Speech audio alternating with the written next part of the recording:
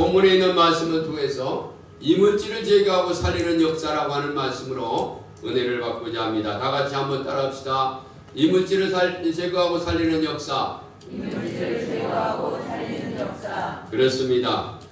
예, 이물질을 제거하고 살리는 역사라고 하는 말씀으로 은혜를 받고자 합니다. 오늘 본문에 있는 말씀을 보면 엘리사 시대에 이상한 사건이 있었습니다. 이 엘리사는 수뇽이라는 동네에 자주 가게 되었습니다.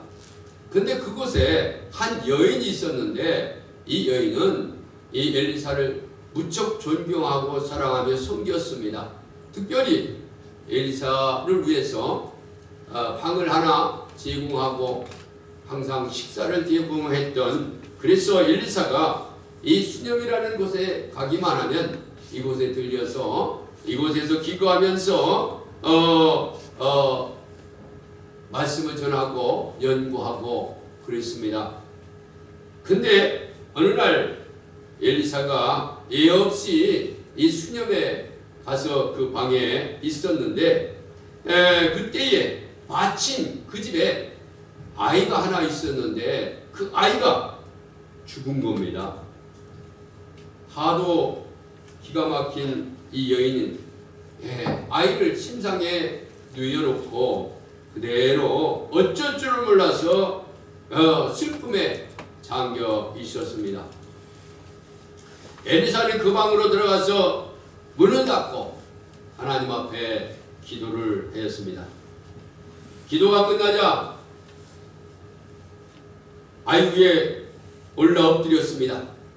자기 입을 그 아이의 입에, 자기 눈을 그 아이의 눈에, 자기 손을 그 아이의 손에, 그리고 그의 몸을 엎드려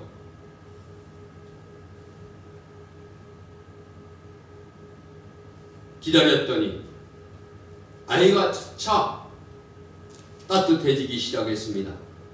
엘리사는 일어나 이리저리 다니다가 조금 후 다시 와서 엎드려서 아까 했던 대로 이제 자기 입을 그 아이의, 자기 손을 그 아이의 손에, 자기 눈을 그 아이의 눈에, 그리고 자기 몸을 그 아이의 눈에 댔더니 아이가 7번 재치기를 하더니 눈을 떴습니다. 할렐루야.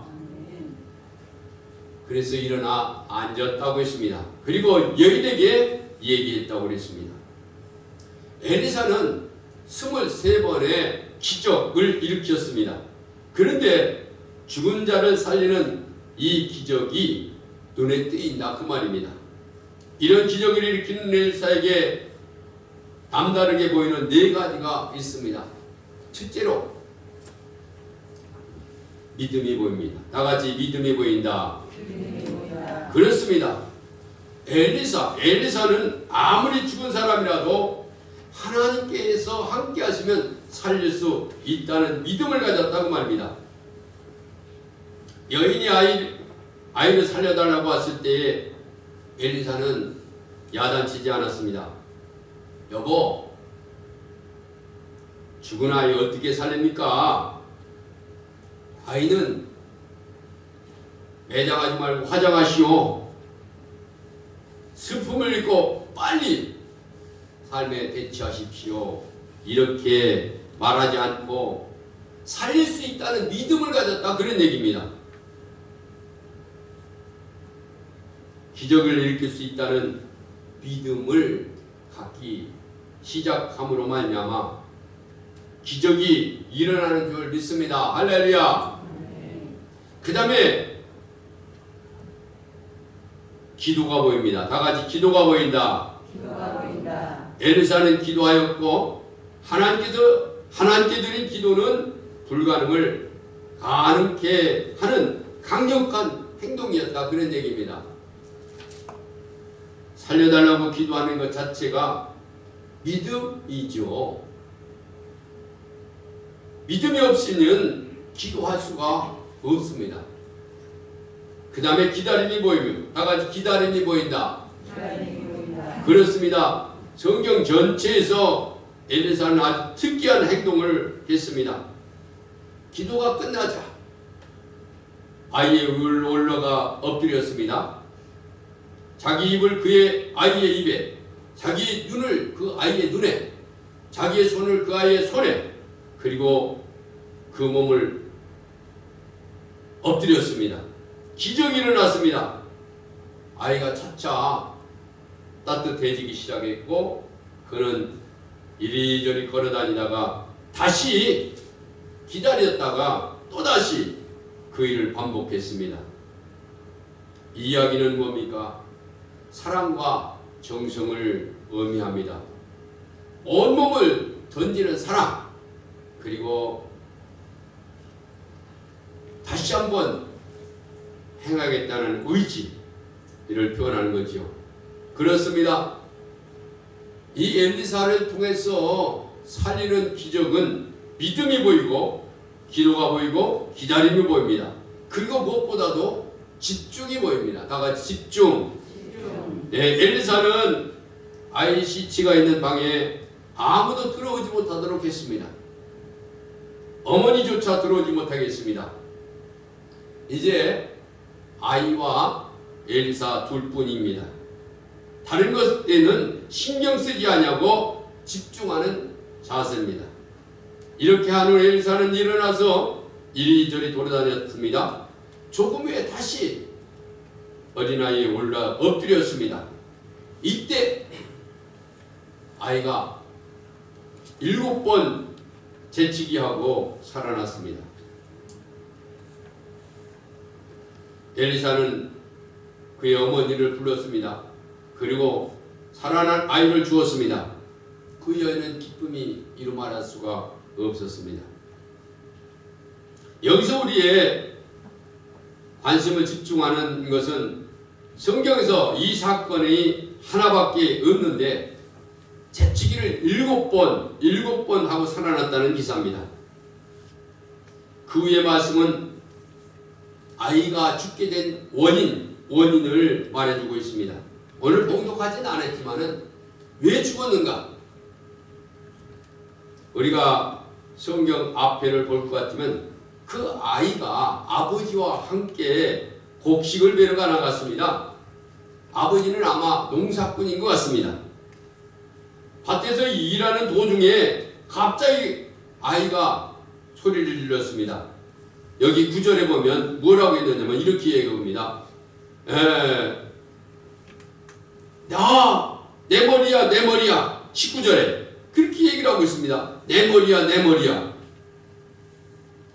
아버지가 놀라가지고 뭘 했습니까? 사환에게 빨리 아이를 어머니에게 데려다 주라고 그랬습니다. 그래서 사환이 안고 수녀 여인에게 어머니에게 데려다 주자마자 품에 안고 돌아보는 내 아이가 죽어버렸습니다. 그런데 아이는 엘리사가 기도하자 재치기를 7번 하고 살아났습니다. 재치기, 다같이 재치기. 요새 재치기 하면 어때요? 겁나지 않아요? 그제 이발소에 가서 머리를 깎는데 내가 재치기 했더니 깜짝 놀래요. 그래서 여체크 다 했습니다. 감기 안 걸렸습니다. 얘기했더니 아유 그래도 요새는 재치기 하면 겁나요. 7번 재치기 하고 살아났습니다. 저희 사돈이 그 진주에서 장로입니다. 감리교. 그래서 만나면 그 얘기를 많이 해요. 특별히 의사인데도 불구하고 이 사돈이 재작년에 그 부사 하나 입이 돌아간 거예요. 그래가지고 의사임에도 불구하고 그런 질병이 걸린 거예요. 그래서 뭐 병원에 가서 여러 가지 침도 받고 막 그냥 그러면서 대체의학에 대해서 많이 연구를 한 모양이에요. 그러면서 재치기에 대해서 얘기가 나왔는데 재치기에는 왜 나오는가? 그 재치기에 대해서 얘기를 하는 소리를 제가 들었습니다. 그런데 여기 보면은 이 재치기란 이물질 속에 이물질 속에 들어갔을 때 거부감 때문에 나오는 것이 재치기라는 겁니다. 이 재치기가 무엇인지 그래서 사돈이 그런 말을 하는 거예요. 첫째 이 이물질이 들어갔기 때문에 보통 숨을 내쉬면 이 재치기가 안 나오는데 보통 숨으로는 이물질을 제거할 수 없기 때문에 강력한 숨을 내쉬어야 된다는, 그래야 이물질이 제거된다는 거예요. 그래서 이 아이에게도 이물질이 들어가서 갑자기 죽었던 겁니다. 목이 걸려가지고. 재치기는 세 가지 성격이 있습니다. 첫째로 이물질을 내보내려고 하는 그런 시도. 그 다음에 두 번째로 보통 숨으로는 안 되기 때문에 강력한 폭풍 같은 능력이 있어야 되는 거예요. 그리고 세 번째, 이물질이 나갈 때 계속 되는 거죠. 그래서 몇 번? 7번 재치기 했다고 했어요. 이 재치기는 이물질을 내보내려고 하는 시도이고 또 보통 숨으로는 안 되니까 강력한 폭풍으로 내보내려고 하는 것이고, 그리고 세 번째로 이물질이 나갈 때 한두 번이 해서 되는 것이 아니고 세네 번, 7번까지 했다는 거죠. 그래서 7번을 재치기하고 살아났다고 말입니다. 여러분, 이 재치기가 뭡니까? 요새 코로나 바이러스 때문에 많은 파급 효과들이 나타나죠. 정치, 경제, 사회, 문화 모든 면에 이 코로나 때문에 또 세계적으로. 그래서 현대인들 속에 7가지 이물질이 들어있다고 말입니다. 이 7가지 이물질을 강력하게 제거하기 해야 되겠죠. 재치기를 통해서 제거해야 됩니다. 그래서 이 오늘 7가지를 제거하기 위해서 재치기를 해야 되는데, 재치기 이 7가지가 뭔가? 첫째로 혈기입니다. 다 같이 혈기. 네, 혈기입니다. 제가 봉에 가면 제일 많이 하는 설교가 가문에 흐르는 저주를 물리쳐라. 가문마다 이런 그 흐르는 저주가 있습니다. 어떤 가문은 병이, 어떤 가문은 가난이, 어떤 가문은 정신병이, 어떤 가문은 자살이, 어떤 가문은 도둑질이, 어떤 가문은 혈기가, 어떤 가문은 거짓말이, 어떤 가문은 음란이 계속 흐르는 그런 내려오는 그런 가문들이 있습니다. 그런데 대부분 혈기 흐르는 가문이 제일 많아요. 이 설교를 하면 회개도 많이 하고 헌금도 많이 나와. 왜? 회개하느라고. 회개 헌금이 나와. 이것은 일종의 화병입니다. 혈기. 그래서 하버드대의 개넌 교수는 혈기 부릴 때, 화를 낼 때 인체에서 벌어지는 현상을 이렇게 얘기를 하고 있습니다. 호흡이 거칠어지고 심장이 빨라지고 혈압이 오르고 부위와 창자에 심금 또 경추를 신경을 왔다 갔다 하고, 그리고 소화작용을 멈추게 할 뿐만 아니라 이 혈기는 당뇨를 배출하게 하고 나중에는 육신과 정신을 병들게 한다. 그런 정의를 했습니다. 혈기가. 이 혈기, 여러분, 일본 생물학자가 개를 묶어놓고 개파듯 개패습니다. 그러면 이 개가 말입니다. 막 승질이 나가가지고 약이 올린다는 거예요. 그러면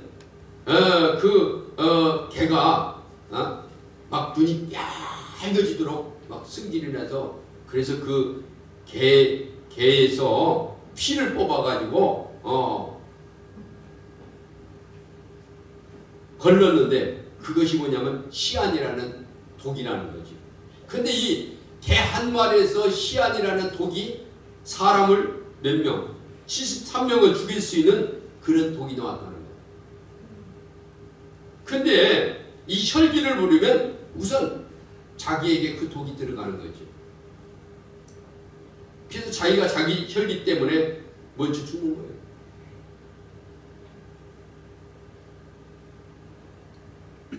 여러분 성경에 보면 모세가 시편에 우리의 연수가 강건하면 70이여 80이라도 그 연수의 자랑은 수고와 슬픔뿐이라고 그랬습니다. 신속히 간다고 그랬습니다. 근데 모세 시대에 사람의 생명의 연수가 70, 80이었습니다. 근데 모세는 114 살았어요. 그런데 말입니다. 지구상에서 가장 장수하는 마을이 히말라야 산속에 있는 훈자 마을이에요. 근데 훈자 마을 사람들과 모세가 똑같아요. 한 120살씩 다 살았어요. 근데 그 이유가 무언가 공통점을 찾아보니까 4가지라는 거예요. 첫째로 일용할 양식에 만족하면서 욕심부리지 않고 살았다는 거예요. 모세도 매일 만나를 먹었잖아요. 쌓아놓고 먹지 않고. 그뿐만 아니라 물을 반석에서 마셨어요. 혼자 마을은 물이 좋다는 거예요. 오염되지 않는 물. 그 다음에 세 번째로 걸어 다녔다는 거예요. 모세도 40년 광야 생활을 걸어 다녔잖아요. 근데 혼자 마을 사람들도 뭐 산속 깊은 곳에 있으니까 걸어 다니지 뭐 어디 뭐 타고 다닐 것이 없다는 거예요. 그러니까 걸어 다녀. 그리고 온유했다는 거예요. 온유. 모세가 처음에는 어땠습니까? 막 혈기방자해가지고 이스라엘을 해방시키려고 하다가 사람을 죽였잖아요. 그래서 미디안 광야에 가서 이드로 장 밑에서 40년 동안 참았잖아요. 여러분 호랑이와 거북이 누가 오래 삽니까? 우리가 보기에는 호랑이가 힘이 있으니까 오래 살 것 같지만 호랑이는 기껏해야 30년 살지만 거북이는 300년 삽니다. 그래요. 온유. 예? 온유한 자가 땅을 기업으로 삼는 거죠. 여러분 혈기 재치기로 혈기를 내보내야 될 줄 믿습니다. 할렐루야. 그 다음에 두 번째 재치기는 우울증이에요. 다 같이 우울증. 여러분이 코로나 때문에 다 막아놓아가지고 집안에서 앉아있으니까 얼마나 우울증이 생깁니까? 그래요. 세상 살아가다 보면 이렇게 우울증이 파도처럼 올 때가 있습니다. 그래서 그럴 수 없는 사람이 그럴 수 있게 되는 경우가 우리가 종종 볼 수가 있죠. 놀라운 보고는 알지 모르게 80%의 사람 중에 우울증에 시달리고 있다는 거죠. 여러분 다음과 같은 증세가 있으면 이런 사람은 우울증에 빠져 있는 사람입니다. 인생에 사는 재미가 없다는 거죠. 짜증만 난다는 거죠. 그리고 항상 안절부절하고 공허하고 불안하다는 거죠. 남과 어울리기를 싫어하고 혼자 있기를 좋아합니다. 상대방의 말에 귀를 기울이지 아니하고 시간과 날짜 그리고 약속을 자꾸만 잊어버립니다. 남의 이름을 자주 잊어버리면서 최근 자기에게 일어났던 일을 깜박깜박 한다는 거예요. 또 많이 드러나는 거짓말도 자신도 모르게 하고 있다는 거죠. 없이 의심이 많아서 남을 믿지 않고 지나치게 공격적이라는 거예요. 그리고 자신의 감정을 잘 조절하지 못하고 폭발할 것 같은 그런 상태가 지속된다는 거죠. 그리고 불쾌와 또한 쾌활이 자주 반복되는 사람, 사소한 일에도 신경이 날카로워서 너그러운 말보다 상처가 나게 하는 말을 많이 하고, 자물쇠를 잠궈놓고 안 잠근 것 같아서 다시 가서 불안해가지고 확인해보고 오는 그런 사람은 우울증이 심한 사람이라 그런 얘기입니다. 그래서 이 우울증이 심하면 뭘로 이루어집니까? 자살로 이어지는 거죠. 역사상 위대한 인물들이 보면은 하나같이 심한 우울증을 극복한 사람들입니다. 아까도 얘기했던 모세는 40살에 자기 혈기로 이스라엘을 구원하려고 했지만은 구원할 수가 없었잖아요. 그래서 우울증을 알아가지고 40년 동안 미디안 광에서 있지 않습니까? 그랬다가 가시떨기 나무에서 하나님의 사랑을 확인받고 위대한 역사장, 가장 위대한 지도자가 되었지 않습니까? 또한 카토 대통령도 여러분 가장 무능한 대통령으로 알려졌지만서도 팀했지만서도 그가 우울증을 이기기 위해서 망치를 들고 흑인 마을에 들어가면서 가서 집을 지어주고 또 평화의 사도로 돌아다니다 보니까 우울증이 제거되고 위대한 대통령으로 칭찬받고 있지 않습니까? 받았지 않습니까? 그렇습니다. 두 번째, 우울증을 제거해야 됩니다. 우울증을 재치기로 풀어내야 될 줄 믿습니다. 할렐루야. 세 번째, 근심입니다. 다 같이 근심. 예, 근심은 사람을 파멸로 이끄는 악당입니다. 마음의 즐거움은 양양이라도 심령의 근심은 뼈를 마르게 한다고 잠언서에 얘기를 하고 있습니다. 그래서 얼굴에 근심이 있으면 위에 근심이 있는 거예요. 마음에 근심하면은 내장도 근심하게 됩니다. 근심은 근심하는 사람을 파멸시키게 됩니다. 그래서 알렌 시스 카렌 박사가 사형수에 대해서 이런 실험을 했다는 거죠. 아주 잔인한 시험이지만 아주 중요한 시험이죠. 사형수에게 오늘 밤에 당신 처형됩니다. 이 말을 들은 사람의 얼굴이 창백해진다는 거죠. 이때 의 내시경을 들여다보면 의도 창백해진다는 겁니다. 백지처럼 하얘진다는 거죠. 그래서 얼굴색과 의의 색깔은 동일하다. 그런데 조금 후에 그 사형수에게 당신은 착실한 죄수로 방금 인정을 받았습니다. 그래서 사형에서 종신형으로 감형됐습니다. 그러면 얼굴색이 말입니다. 환하게 피인다는 거죠. 얼굴색이 피면은 의색도 하얗게 피어진다는 겁니다. 그렇습니다. 그래서 카렌 박사는 이런 사실을 발견하고 얼굴색과 의의 색깔은 같다. 그래서 얼굴이 웃으면 의도 웃는다는 거죠. 얼굴이 찡그리면 의도 찡그리게 된다는 거예요. 그래서 소화불량에 걸리게 되는 거죠. 여러분, 근심을 제치기로 몰아내시기를 주의 이름으로 축원합니다. 네 번째, 열등감입니다. 다 같이 열등감. 여러분, 열등감 있습니까? 없으시군요. 알게 모르게 열등감이 있습니다. 열등감은 인생을 위축시킵니다. 언젠가는 말씀을 드렸듯이 가니발 장군이 초상화를 그리려고 했습니다. 아주 유명한 화가를 데려다가 초상화를 좀 얼굴을 좀 그려달라. 그래가지고 이 가니발이 화가 앞에 앉았고 이 화가는 유명한 화가는 초상화를 열심히 그렸습니다. 그리고 조금 후에 완성돼가지고 가니발에게 초상화를 줬더니 그 자리에서 단칼에 죽여버렸어요. 그 유명한 화가를. 왜 그랬을까? 그는 애눈박이입니다. 근데 애눈박이를 그대로 그리니까 화가 나가지고 열등감이 생겨가지고 그 자리에 죽은 거예요.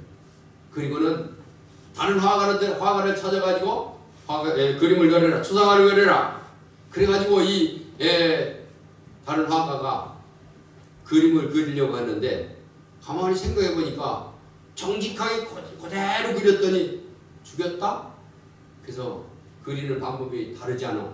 그래가지고 이 사람은, 이 화가는 이렇게 생각하다가 옆에서 이렇게 해가지고 보고 옆을 그렸다는 거죠.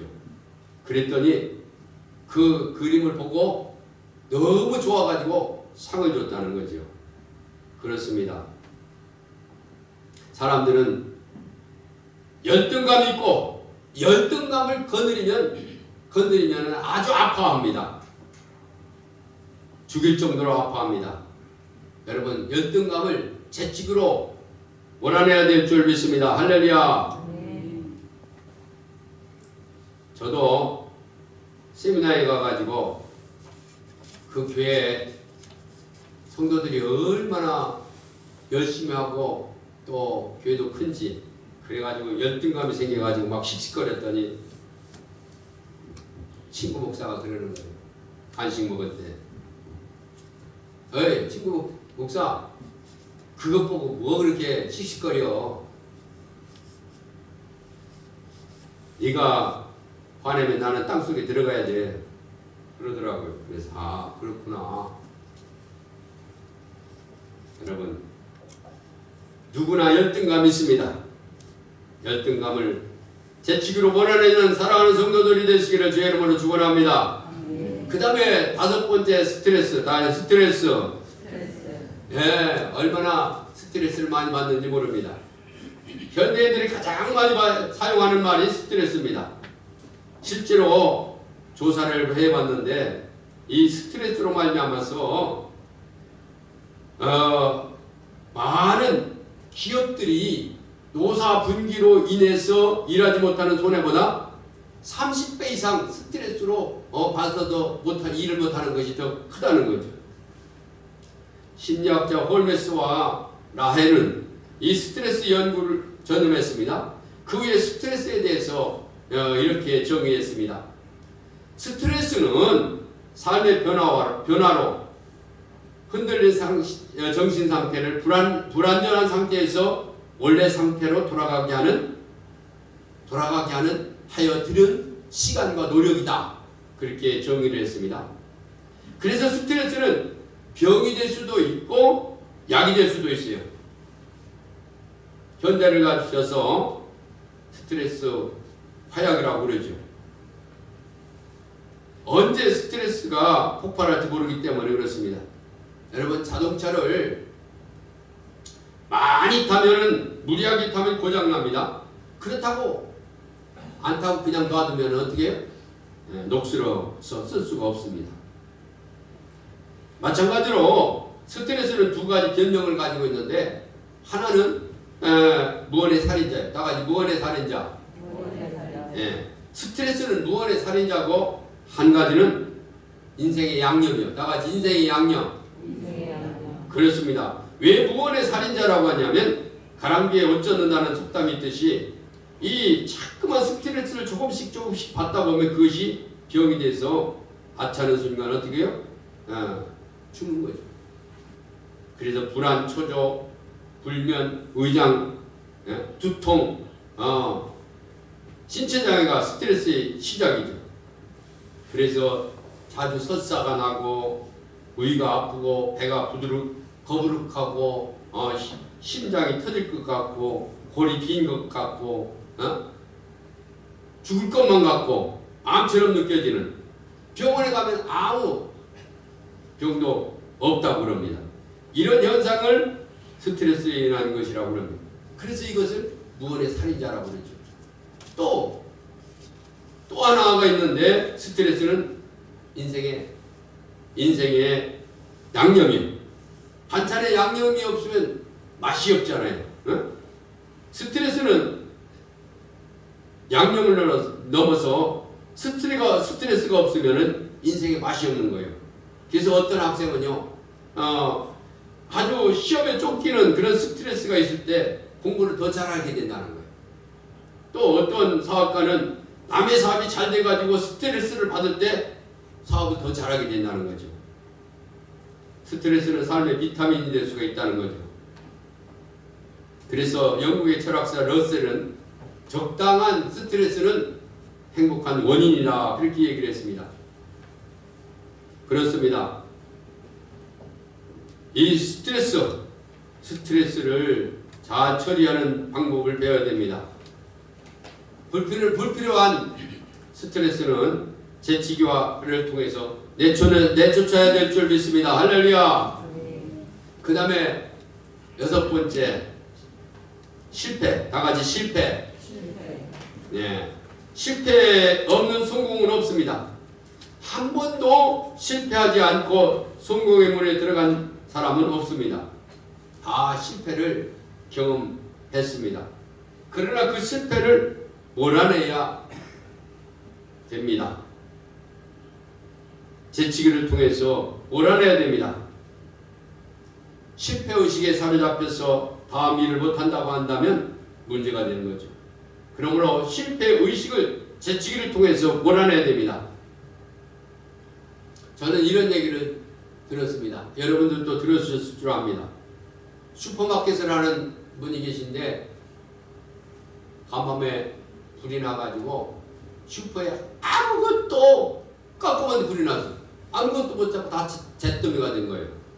그런데 그 이튿날 사람들이 막 아이고 저 집 다 못 살겠네, 죽겠네 그러는데 이튿날 잿더미 위에 나무로 선반을 만들어 놓고 그 위에 물건을 파는 주인을 발견하고 동네 사람들이 이야 대단한 사람이다 그러면서 그 옆에 팻말을 써놨는데 뭐라고 썼냐면 다시 시작하겠습니다. 도와주십시오. 그렇게 써놓고 다시 시작하다라는 거죠. 그렇습니다. 그래서 사람들이 그 모습을 보고 열심히 도와줘서 용기를 줘가지고 그가 다시 일어날 수 있었다는 겁니다. 실패의식을 재치기로 몰아내야 될 줄 믿습니다. 할렐루야. 그 다음에 마지막으로 욕심. 다 같이 욕심. 욕심이 잉태한 적 죄를 낳고 죄가 장성한 적 사망을 낳는다고 했습니다. 재물욕, 명예욕, 식욕, 색욕, 그리고 수면욕, 이것이 오욕이라고 그래요. 욕심을 가지면 욕심이 채워지지 않게 되어 있고 욕심이 채워지지 않으면 욕구불만으로 그 욕구불만이 또한 병으로 생기게 되고 그 병이 생명을 죽게 하는 겁니다. 미국의 어느 여인은 자기 집을 아름답게 장식할 수 없다는 욕구불만 때문에 그 집을 아예 불질러 버렸다는 거예요. 미국에서는 하루에 2,000만 개의 알약 수면제가 팔리고 있다고 합니다. 욕구불만으로 잠들지 못하는 이들이 약을 먹어야 자게 되기 때문에 그렇습니다. 신경안정제를 복용하는 이가 세계 25억 명이나 된다고 그래요. 우리 지금 72억 명 되죠. 욕심은 건강의 적입니다. 그래서 욕심도 재치기로 몰아내야 될 줄 믿습니다. 할렐루야. 수념 아이는 죽었죠. 근데 엘리사가 믿음을 가지고 기도하고 기다리고 집중했을 때 아이가 재치기를 7번 하고 살아났습니다. 코로나로 말미암아 여러 가지 7가지 요소들을 재치기로 몰아넣고 승리하는 삶이 되시기를 주님의 이름으로 축원합니다.